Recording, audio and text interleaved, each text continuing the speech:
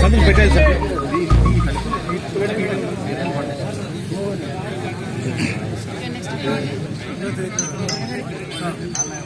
సరే sir, okay. పిలిచినప్పుడు పోండి. ఏమైనా గ్రామంలో చిన్న చిన్న రోడ్లలో ఏమైనా రిపేర్స్ మన సొంత అవసరాలు కాకుండా గ్రామ అవసరాలకు గ్రామాలను మాజీ మార్కెట్ చైర్మన్ వెంకయ్య గారు 2 నిమిషాలు మాట్లాడుతున్నారు. ఈరోజు స్వచ్ఛ భారత్ కార్యక్రమం నిబంధనలో మన ప్రభుత్వంలో మన గౌరవనీయులు ప్రస్తుత ముఖ్యమంత్రి మరి ఆనాడు స్వచ్ఛ భారత్ కార్యక్రమాన్ని చేపట్టి క్లీన్ అండ్ గ్రీన్ గ్రామాల్లో అన్ని విధాలుగా అన్ని గ్రామాల్లో అన్ని వీధుల్లో క్లీన్గా ఉండాలి, ఆరోగ్యాన్ని కాపాడుకోవాలనే దీనిపైనే స్వచ్ఛ భారత్ కార్యక్రమాన్ని సెంట్రల్ గవర్నమెంట్ నుంచి రాష్ట్ర గవర్నమెంట్ కూడా అమలు చేయడం జరిగింది. మరి అదే సందర్భంలో గ్రామాన్ని ఆ చెత్తంతా తీసుకొని బయట ప్రాంతాలకు తీసి గ్రామం క్లీన్ గా ఉండాలనే ఉద్దేశంతో దాన్ని ట్రాన్స్పోర్ట్ చేసుకునే సందర్భంగానే ఈనాడు ఈ ట్రాక్టర్స్ ని గ్రామ పంచాయతీ చూడడం జరుగుతుంది. కాబట్టి ఎవరు చెప్పినా ఒకే మాట, ఇది స్వార్థానికి వాడుకోకుండా ప్రజాసేవ కోసం ప్రజలకు అవసరమైనటువంటి గ్రామ పంచాయతీలో ఏ పనులు అయితే అవసరం ఉందో చేసుకునే దానికి గ్రామ పంచాయతీలో పనిచేసే సిబ్బంది, ముఖ్యంగా సెక్రటరీ గారు, దానికి అధిపతి గారు, సర్పంచ్ గారు కూడా గౌరవించి సక్రమంగా వాళ్ళు ఆ కార్యక్రమాలు జరపాలని, ఇది పూర్తిగా ప్రజలకే ఉపయోగపడాలని చెప్పేసి నేను కోరుకుంటూ అవకాశం ఇచ్చినటువంటి సభాధ్యక్షులు గౌరవనీయులు మంత్రులు సౌకం గారికి మీ అందరూ కూడా ప్రత్యేకమైన నమస్కారాలు, ధన్యవాదాలు తెలియజేస్తూ ఉపన్యాసం ముగిస్తున్నాను.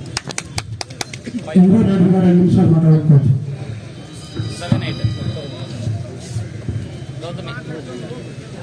సభాధ్యక్షులు గౌరవనీయులు పార్టీ అధ్యక్షులు మండల పార్టీ అధ్యక్షులు నగర్ గారికి, అదేవిధంగా మొత్తం మండలానికి ఇప్పుడు మన గౌరవ సర్పంచ్ మంత్రులు కూడా బట్టి అంతా జయప్రదం చేయాల్సిందిగా కోరుతున్నాం.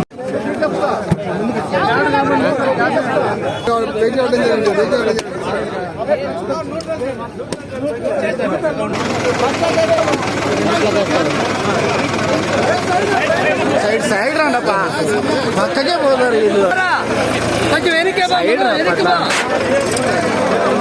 చూసేదే పడుతుంది. రామ్మా రామ్మా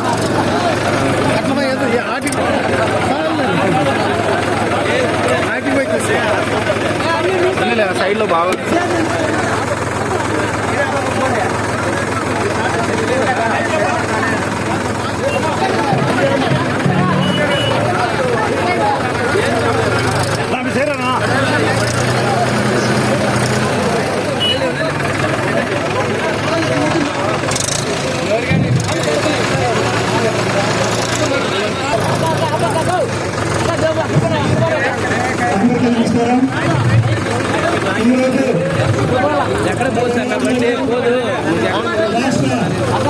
బీసీ సంక్షేమం చేనేత జౌళి శాఖ మంత్రులు రావడం జరిగింది.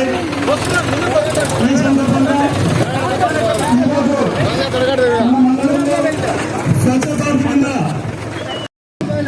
ఈ కార్యక్రమం అనుకోకుండా పెట్టడం జరిగింది. ఎందుకంటే ప్రభుత్వం నుంచి కొన్ని 3 గ్రామ పంచాయతీలకు క్లీన్ అండ్ గ్రీన్ ప్రోగ్రామ్ లో 3 ట్రాక్టర్లు అందించడం జరిగింది. ఆ ట్రాక్టర్లని ఈ పంచాయతీలకు అందించడానికి కోసమే ఈ రోజు ఇక్కడ ప్రోగ్రాం అనుకోకుండా ఏర్పాటు చేయడం జరిగింది. అదేవిధంగా మీరందరూ గమనించాలి, మీ గ్రామ పంచాయతీలో ఎన్ని గ్రామాలు ఉన్నాయో ఆ గ్రామాలన్నింటిలో కూడా ఈ ట్రాక్టర్ అధికారం ఉంటుంది. అన్ని గ్రామాల్లో క్లీన్ చేసడానికి, చెత్త ఊడ్చి దాన్ని తరలించడానికి ఈ ట్రాక్టర్లు వినియోగించుకోవాలి. అంతేగాని ట్రాక్టర్లు మాకు వచ్చినాయి, మేము నాయకులు, మేమేంతో దాన్ని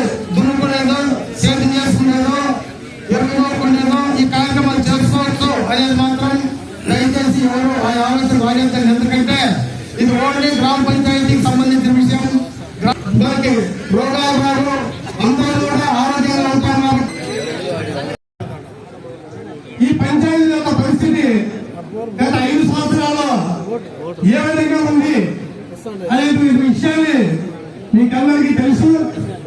కనీసం పంచాయతీ సర్పంచ్ ఎన్నికల సందర్భంగా ఏ పంచాయతీ కూడా ఒక పైసా నిధులు లేకుండా గ్రామ అభివృద్ధిని ఆటంకపరిచినటువంటి సందర్భంలో వాళ్ళంతా వ్యతిరేకించిన సందర్భంగా మన ప్రభుత్వం రావడం జరిగింది. దాదాపుగా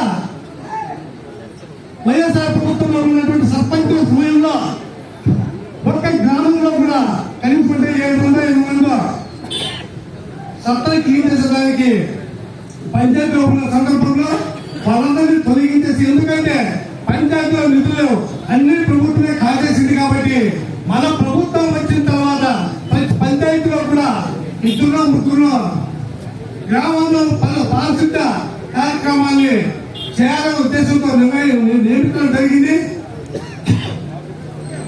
ఆ సందర్భంగానే అందరికీ, ఎందుకంటే ఫస్ట్ మీటింగ్ మనకి, మొదటిగా మీకు అందరికీ చిరస్సు మంచి ధన్యవాదాలు తెలియజేస్తున్నా. ఎందుకంటే ఎంతో ప్రయాసతో ఎన్నికల సమయంలో కష్టపడి ఇండియాలో మీరే జరిగారు. నేను ఎంపీ గారు సమయాభావం తక్కువ ఉండటంతో మేమే డోర్ టు డోర్ తిరగపోయినా ప్రతి ఒక్కరూ పాఠశాలకు నేనే, సవితమ్మలు నేనే అనుకుని మీరందరూ డోర్ టు డోర్ తిరిగి కష్టపడి ఎన్నికల్లో మంచి మెజార్టీ తెప్పించినందుకు కూడా మీకు ప్రత్యేకమైన ధన్యవాదాలు కూడా తెలియజేసుకుంటున్నాం.